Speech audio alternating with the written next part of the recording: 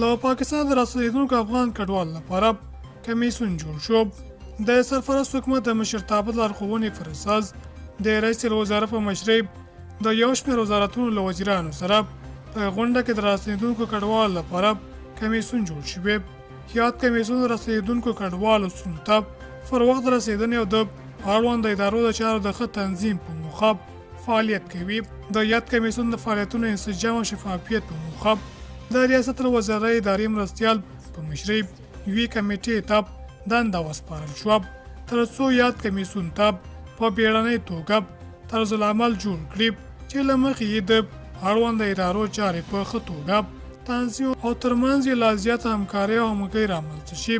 هېواد ته د افغان کډوالو د بیرته راستنېدو موضوع وروسته له هغې ګرمه شو چې د پاکستان حکومت اعلان وکړ چې له دغه هېواده به ټول غیر قانوني کډوال وباسي.